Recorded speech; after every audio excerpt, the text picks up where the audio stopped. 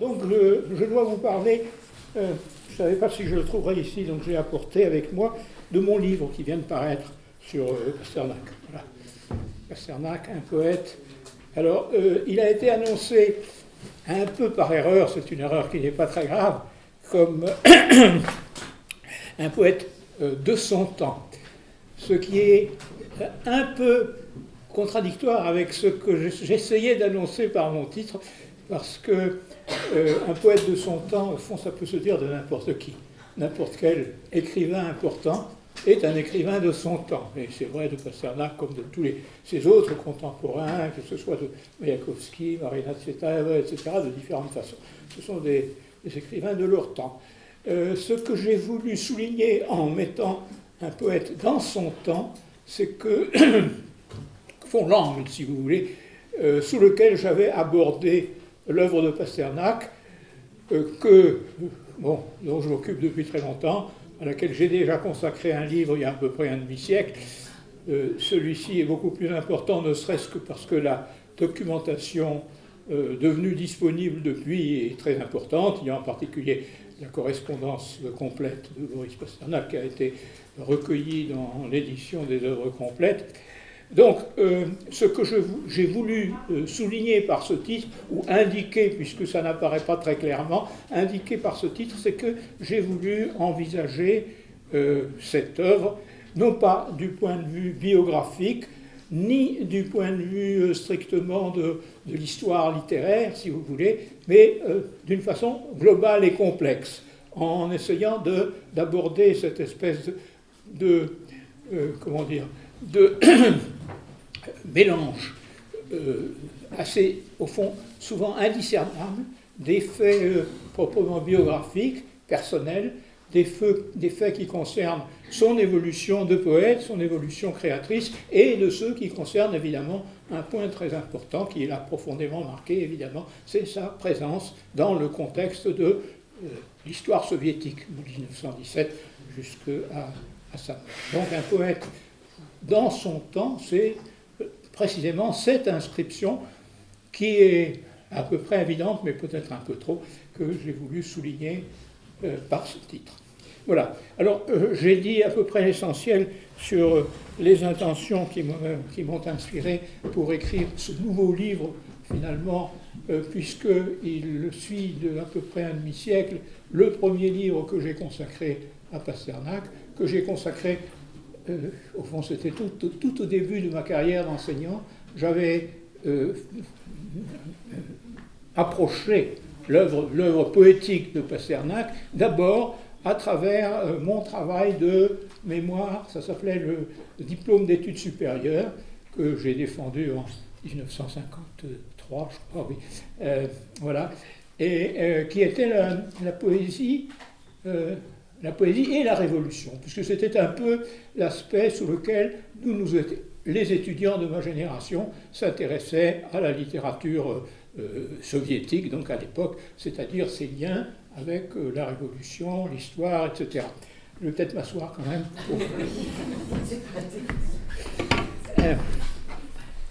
Donc, et alors, j'avais pris à ce moment-là, je ne connaissais absolument rien de l'œuvre de Pasternak, qui d'ailleurs était très peu connue en France. Le docteur Jivago n'existait pas encore, sa poésie avait été traduite, les spécialistes de littérature russe et les amateurs de poésie contemporaine la connaissaient un peu par un petit nombre de traductions, mais dans l'ensemble, il était à peu près inconnu.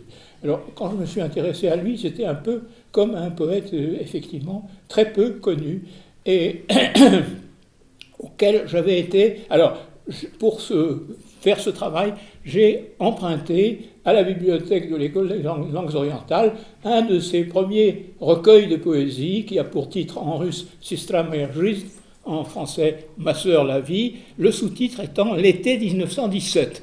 Alors c'était ce sous-titre qui m'avait un peu attiré parce que ça entrait bien dans mon sujet de mémoire, la poésie et la révolution. En fait, en lisant le livre, premièrement, je me suis aperçu que je n'y comprenais rien.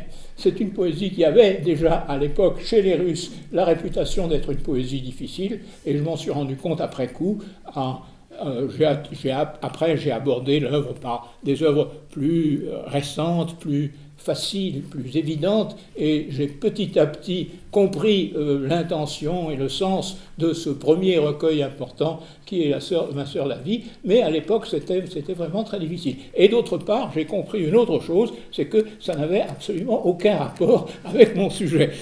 C'est que l'été 1917, c'était... Alors, effectivement, quand on lit bien l'œuvre, on s'aperçoit à 2 ou 3 allusions qu'il y a une présence de l'époque, une présence contemporaine. Il y a 2 ou 3 détails comme ça qui montrent que, effectivement, il s'agit bien de l'été 1917. Mais autrement, ça n'a rien à voir avec la poésie de la Révolution qui est représentée à l'époque par des œuvres, mettons, d'inspiration plutôt idéologique, politique, etc. Alors là, il n'en était pas du tout question. C'est une œuvre purement lyrique, comme d'ailleurs l'ensemble de la poésie de Pasternak. Mais alors, ce qui m'a frappé dans cette première lecture de Pasternak, justement, c'est, malgré le fait que, littéralement, je n'y comprenais pas grand-chose, que, littéralement, c'est-à-dire, lorsque j'essayais de traduire ça en notions, enfin, dans un vocabulaire prosaïque, je n'y comprenais rien. Mais d'un autre côté, je m'apercevais qu'on n'avait ne pas comprendre, on sentait quelque chose. On sentait quelque chose de réel. C'est-à-dire, au fond, c'est une poésie. Alors, j'ai essayé ensuite, comme beaucoup d'autres chercheurs, de définir cette poésie, surtout celle des vues, comme une poésie de la sensation avant, si vous voulez, la sensation avant sa conceptualisation, telle qu'elle se présente spontanément à notre appareil sensitif, notre ouïe, notre vue, etc. Donc, c'est ce qui la rend difficile, effectivement, parce qu'il faut arriver à franchir cette étape de la pensée logique, de la conceptualisation, pour arriver à cette intuition du réel qui est effectivement le but de Pasternak, surtout à la première époque de sa vie. Donc voilà, c'est ce qui m'a attiré vers cette poésie. Et alors, à ce moment-là, c'était l'année de mon premier séjour d'étudiant en URSS, en 1954. J'ai été l'un des 2 premiers étudiants français envoyés au titre officiel, comme mission officielle, par le ministère des Affaires étrangères à l'université de Moscou. Ça se situait donc en 1954, c'est-à-dire tout juste après la mort de Staline. Je disais, Staline est mort, mais on ne le sait pas encore. Et c'est vrai, quand on est arrivé, mon camarade Friot et moi, à Moscou au printemps 1954, évidemment, on sentait qu'il y avait quelque chose dans l'air. Mais rien n'indiquait à ce moment-là, c'est au cours de l'année 54 et puis 55 que se sont manifestés les premiers signes encore très discrets apparemment, et au fond souvent indéchiffrables du dégel. Mais autrement, le Moscou de 54 que nous avons découvert, c'était encore le Moscou de l'époque stalinienne. Staline était encore présent dans tout, comme il est d'ailleurs resté très présent, y compris après la déstalinisation, puisque dans les institutions, sa présence est toujours restée marquée.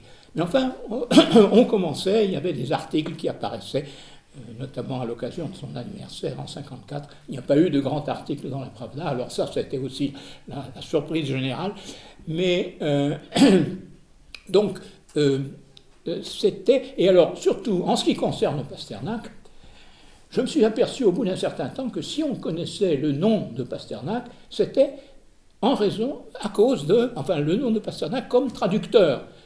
Pasternak a traduit une grande partie, la partie la plus intéressante, la plus significative du théâtre de Shakespeare, notamment Hamlet, et ces traductions à l'époque étaient publiées, c'était la seule partie de son œuvre qui continuait à être publiée, elles étaient jouées, sa traduction de Hamlet était à l'affiche des grands théâtres, mais à part ça, à part justement Pasternak, traducteur de Shakespeare, qui était reconnu comme traducteur important, il était pratiquement inconnu.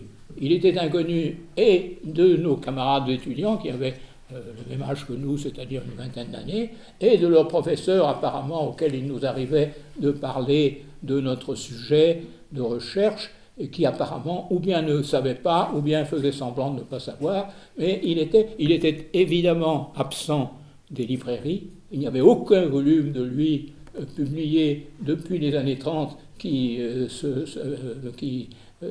apparaissaient en vente. Il était absent aussi des bibliothèques que nous fréquentions, qui étaient à l'époque, c'était les bibliothèques, par exemple la bibliothèque de l'université, où il y avait un fichier qui était accessible à tous, et où il y avait évidemment uniquement les œuvres qui étaient accessibles à tous, c'est-à-dire l'œuvre de Pasternak en était absente. Donc personne ne savait qui était Pasternak. Et puis ensuite, je suis revenu 2 ans plus tard, après un saut d'un an pendant lequel j'ai préparé l'agrégation, je suis revenu à Moscou de nouveau en boursier pour une période de 1 an, et là, la situation commençait à changer un peu.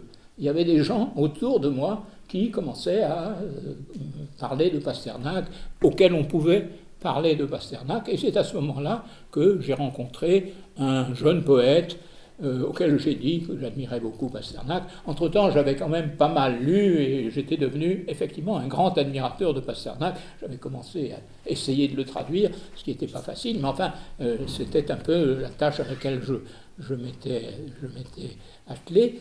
Et donc j'avais parlé à un jeune poète débutant à l'époque, dont le nom était totalement inconnu. Il est devenu un peu connu ensuite lorsqu'il a émigré aux États-Unis. Il a disparu de la scène soviétique en émigrant aux États-Unis.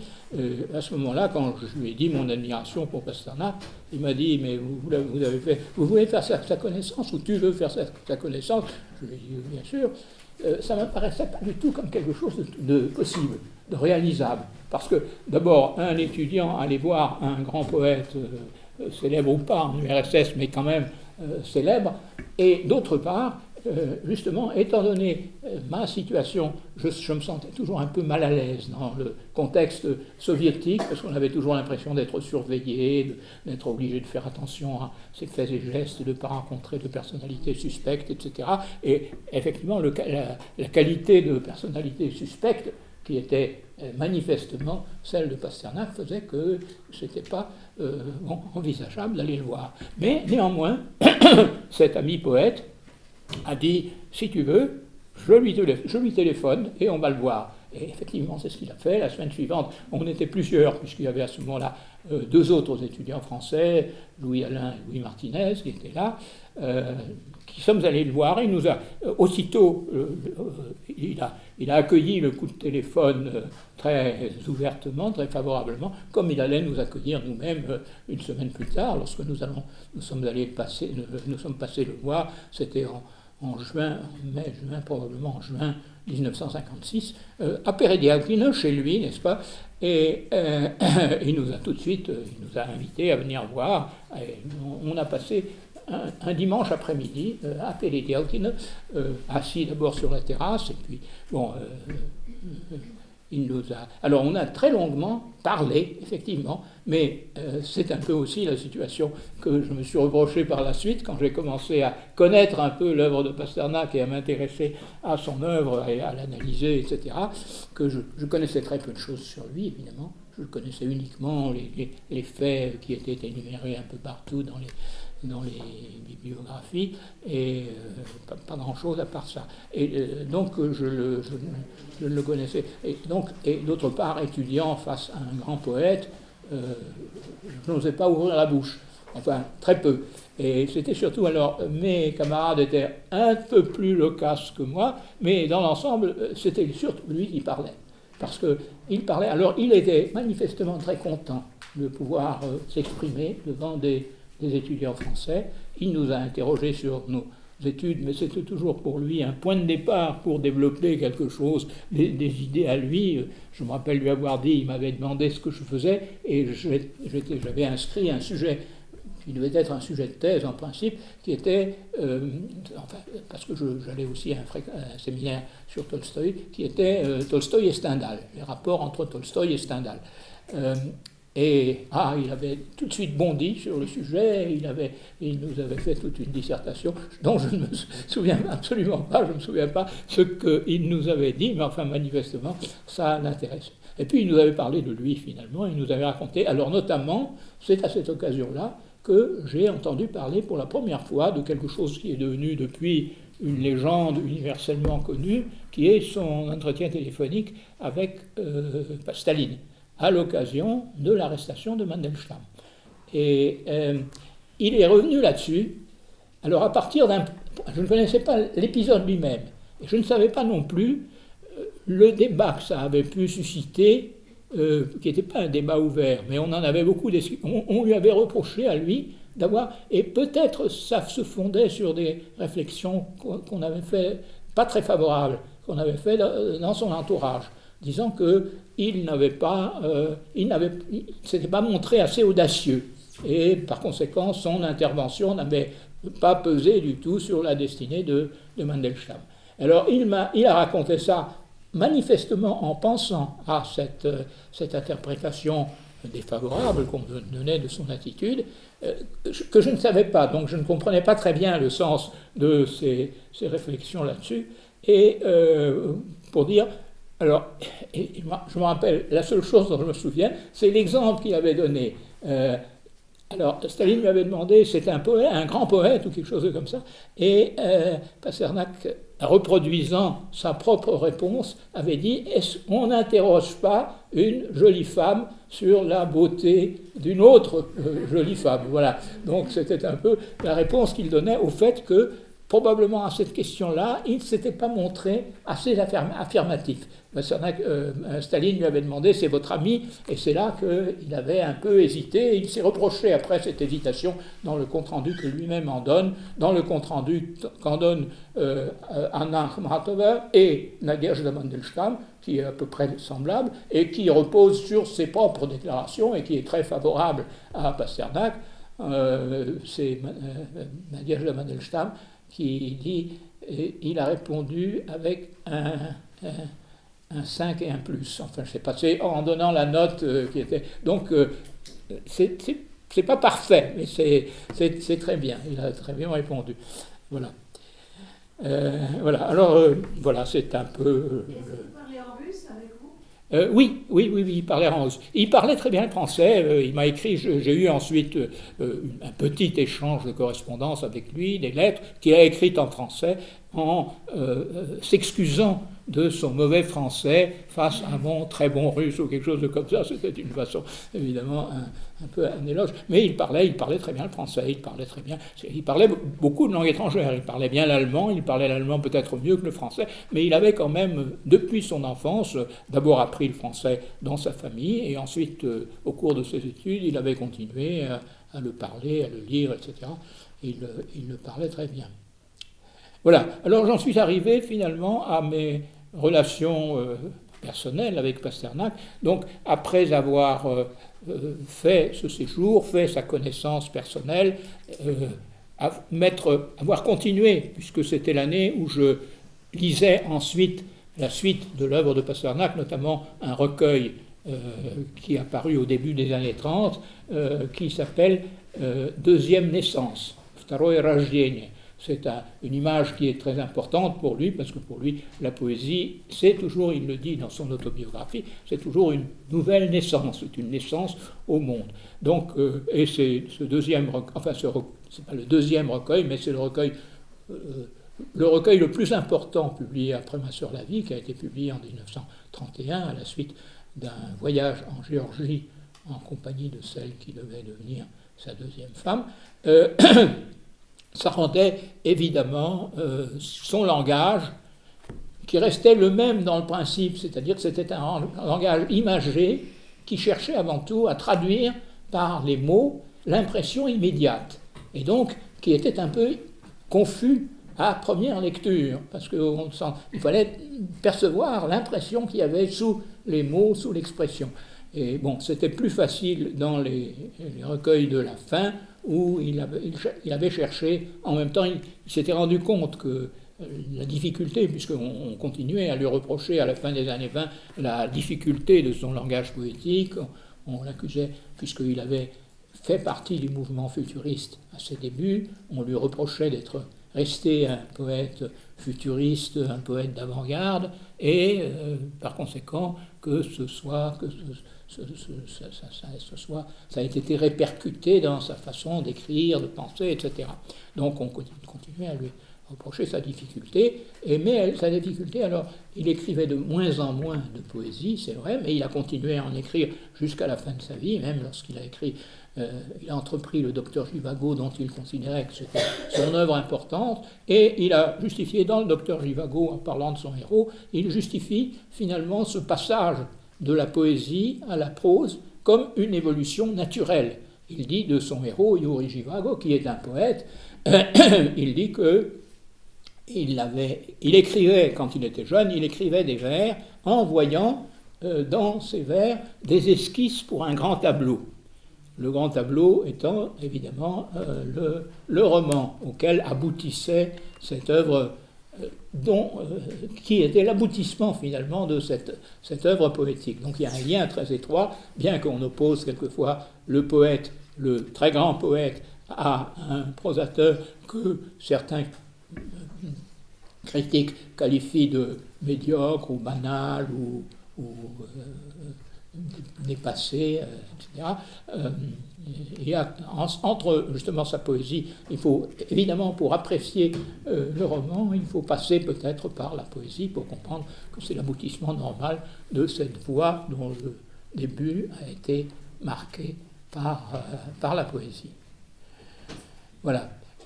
Alors, qu'est-ce que je voulais dire encore ? Je répondrai à des questions, évidemment, il y aura probablement des questions que vous voudrez me poser. Je vais quand même dire quelques mots de mes relations avec Pasternak, puisque après, j'ai publié pour la première fois des traductions de Pasternak en 1957, je crois, dans la revue Esprit. Je ne me rappelle plus l'année exacte, mais enfin, il y a un numéro de la revue Esprit où, par l'intermédiaire de mon amie Jacqueline de Proyard, qui faisait partie, qui l'a connu, qui est allée le voir aussi, qui faisait partie de l'équipe de traducteurs du Docteur Jivago, et qui était en bonne relation avec la revue Esprit. Elle connaissait Albert Béguin, et elle avait proposé mes traductions à la revue Esprit, qui les avait tout de suite acceptées. Alors j'ai écrit un petit article d'introduction, et j'ai publié une dizaine de traductions de poèmes pris à différentes époques de la vie de Pasternak. Je n'ai pas osé, alors c'est toujours un peu la même timidité devant un grand poète, je n'ai pas osé envoyer moi-même, d'ailleurs je ne connaissais pas les voies d'accès, j'avais peur qu'envoyé par la poste simplement, ça ne lui arrive pas, mais il a eu très vite, alors c'est quelqu'un venant de France ou je ne sais pas, qui lui avait apporté le livre, et il m'a tout de suite écrit une petite lettre pour me féliciter, pour me dire qu'il ne savait pas quels admirables talents j'avais ou quelque chose de comme ça lorsque j'étais allé le voir. Donc c'était une lettre évidemment très élogieuse à laquelle je n'ai pas répondu, mais 2 ans plus tard, au moment où je faisais mon service militaire dans la marine à Toulon, un jour n'ayant rien à faire, puisque ce service militaire consistait surtout à ne rien faire semblant d'être marin alors qu'on ne l'était pas, j'avais décidé de lui écrire, et je lui avais... Alors, c'est vrai que j'avais commencé à écrire, enfin, je traduisais systématiquement Pasternak, j'essayais de le rendre en français, c'était un peu comme ça que je concevais la traduction, et j'écrivais aussi des poèmes à moi, mais qui me semblaient être... Et c'est ce que j'ai écrit à Pasternak en lui envoyant un de ses poèmes, en lui disant qu'à chaque fois que j'écrivais des poèmes, j'avais l'impression de continuer à traduire Pasternak, que c'était du Pasternak en français. Et il m'a répondu immédiatement une longue lettre où il me dit notamment, alors c'est une lettre qui maintenant appartient à l'histoire littéraire, parce qu'il parle de ses relations avec Rilke, qui sont un élément important de sa formation poétique, mais dont il n'a pas beaucoup parlé. Et il me dit, c'est une lettre, alors les 2 lettres sont écrites en français d'ailleurs, dans un français qui est un peu fautif par moments, il faut un peu corriger pour le publier, mais qui est un très bon français quand même. Et il me dit, je pense que votre impression est mensongère, c'est l'impression que j'ai eue moi-même lorsque j'écrivais mes premiers vers. J'avais l'impression que c'était toujours des traductions de Rilke. Et voilà. Et alors cette phrase, elle a été citée à plusieurs reprises, ces lettres ont été publiées d'ailleurs, cette phrase a été, et elle est reprise souvent par ceux qui écrivent sur la formation poétique de Pasternak et sur le rôle, parce qu'autrement il ne parle pas tellement de... Si, il dit qu'il a trouvé en faisant le ménage dans la bibliothèque de son père, il a retrouvé des vieilles brochures dont Rilke avait fait connaissance, puisque Rilke, pendant ses séjours en Russie, au début du siècle, avait fait la connaissance du père de Boris Pasternak, du peintre Léonide Pasternak, qui était un ami de Tolstoï, qui était un grand admirateur de Tolstoï, et Rilke allait essentiellement, quand il allait en Russie, il allait essentiellement chez Tolstoï, et il s'arrêtait chez, enfin bon, pas seulement, mais en particulier chez Léonide Pasternak. Donc, voilà.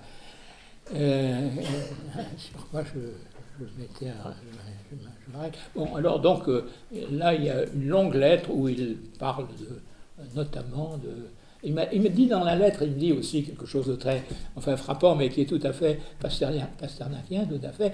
Il m'a dit, lorsque j'ai décacheté votre lettre, en retournant de promenade, et alors ça se passait en hiver, c'était la promenade à Pereyaukino dans la forêt envahie par la neige, entourée de neige, etc. Et je me suis dit que c'était exactement le poème que j'avais envie d'écrire. Voilà, c'était le poème que j'avais envie d'écrire. Voilà, mais ça s'est arrêté. Alors, bon, ensuite, j'ai retrouvé, je suis allé le voir, on n'a pas eu vraiment de correspondance, il m'a envoyé ces deux lettres, la première très élogieuse et la deuxième très, très longue et très intéressante. Mais autrement, bon, après, on a participé avec justement Hélène Zamoyska, qui avait facilité la publication de mes premières traductions, avec Jacqueline de Proyard, qui ensuite c'était deux collègues, l'une et l'autre étaient des agrégés de russe qui enseignaient à ce moment-là et qui étaient partis en Russie. Elles s'étaient aussi entichées de Pasternak, elles étaient allées le voir. C'était Hélène Zamoyska, la première, qui avait rapporté un manuscrit.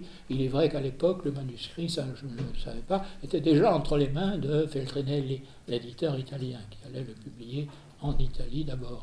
Mais enfin, donc, Jacqueline de Proyard en a rapporté un exemplaire. C'est là que j'ai lu pour la première fois le docteur Livrago. Et donc, avec elle, donc, Hélène Zamoyska, Jacqueline de Proyard, qui est allée le voir ensuite et qui est restée en correspondance avec lui. Elle a publié un long échange de lettres avec Boris Pasternak. Et Louis Martinez, c'était l'un des étudiants avec lesquels nous étions allés le voir en 1956 au cours de ce deuxième séjour en Moscou. Voilà. Voilà. Alors, bon, ensuite, qu'est-ce que je pourrais dire d'autre ? Je répondrai à vos questions, mais je voudrais dire que j'ai commencé, je me suis, mettons, je suis tombé amoureux de Pasternak, en particulier de sa poésie, dès la première rencontre finalement, pas tout de suite à la lecture de Ma sœur la vie, mais ensuite lorsque j'ai continué à le lire, à lire ses autres poètes, etc., il est devenu pour moi, d'une certaine façon, l'incarnation de la poésie même, de quelque chose que je n'avais jamais rencontré dans la poésie française, précisément ce qui probablement n'est pas vraiment possible dans la poésie française, cette espèce de coïncidence immédiate entre l'expression et la sensation. Je dis bien la sensation, c'est-à-dire quelque chose qui est antérieur au sentiment, qui n'a pas la formulation du sentiment et qui est par conséquent difficile à exprimer, et dont, pour Pasternak, et je crois d'une certaine façon il a raison, la poésie, c'est-à-dire précisément cette espèce de maîtrise du langage à un niveau qui est en quelque sorte préconceptuel, est l'élément essentiel. Et moi, c'est ce qui m'avait frappé. Alors, c'est ce que j'ai essayé ensuite, dans mes traductions, de rendre en français.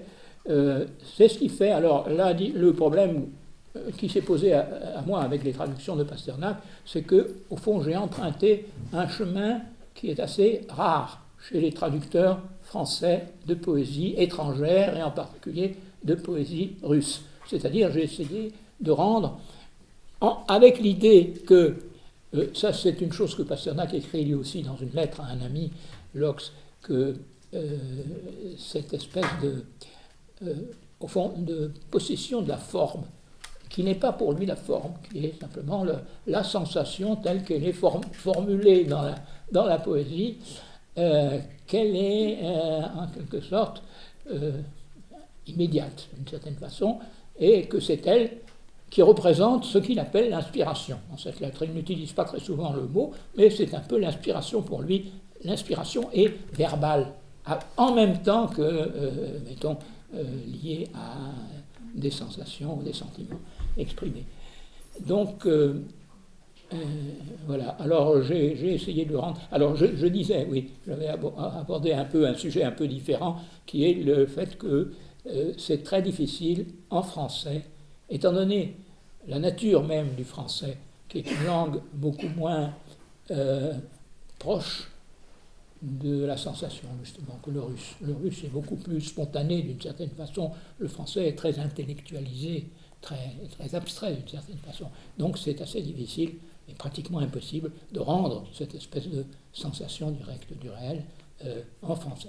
Néanmoins, il m'a semblé, dès le départ, d'ailleurs c'est comme ça que j'ai commencé mes traductions, les premières traductions parues dans l'esprit, étaient écrites dans cet esprit-là, que ne pas tenir compte de cette espèce de présence de la forme, en tant qu'elle est donnée par l'histoire de la poésie, etc. Cette présence de la forme dans l'inspiration, que c'était trahir Pasternak de ne pas essayer de le rendre. C'est pour ça que, enfin, je disais, la plupart des traducteurs français de poésie russe ont renoncé à l'ambition de traduire cette poésie en poésie française, en utilisant les règles de la poésie française, etc. Moi, j'ai essayé de le faire en assouplissant un peu les règles de la poésie française, c'est-à-dire en renonçant à la rime exacte au profit de l'assonance, souvent, etc. Enfin, bon, j'ai quand même essayé de traduire. Donc, j'ai traduit pas mal de Pasternak, effectivement, et puis je me suis occupé beaucoup plus tard, alors en 90, au moment où on célébrait le 100e anniversaire de sa mort, de publier dans la Pléiade un volume entier de l'œuvre de Pasternak, avec notamment une partie importante de sa poésie, traduite en partie par d'autres traducteurs que moi. Je n'étais pas le seul traducteur. Mais enfin, voilà, c'est un volume où il y a le maximum possible de l'œuvre de Pasternak traduit en français, qui est paru en 90. Voilà, ben écoutez, je vais m'arrêter là-dessus, hein, et puis je vous laisserai peut-être me poser des questions. Oui, monsieur. Je voulais savoir les grands chapitres, les grands thèmes de votre livre présentement. Est-ce que vous pouvez nous en dire quelques mots, ou bien c'est ce que vous nous venez... Oui, c'est ce que je viens de vous dire. À vrai dire, j'ai suivi dans mon livre, un plan biographique, parce que comme je disais au début, mon ambition était de rendre cette espèce d'interaction permanente des différents éléments, l'élément biographique, l'élément de recherche poétique, l'élément politique, l'élément d'intégration à la société nouvelle née de la Révolution, etc. Mais tout ça, ce que j'ai essayé de faire, c'est de faire apparaître à quel point ces différents éléments sont mêlés, donc de ne pas séparer, si vous voulez, la biographie de l'œuvre, de l'environnement politique, etc., de suivre la totalité d'une certaine façon. J'ai essayé de faire une synthèse. Est-ce qu'il y a encore des questions, des remarques? Non? Mais écoutez, on va... Il n'y a pas de questions. Ah, oui. Il me reste à vous remercier infiniment. Nous connaissions le romancier, le poète. Maintenant, nous connaissons l'homme grâce à vous. Et c'est vraiment une facette très, très intéressante de la personnalité de Pasternak que vous nous avez présentée. Merci.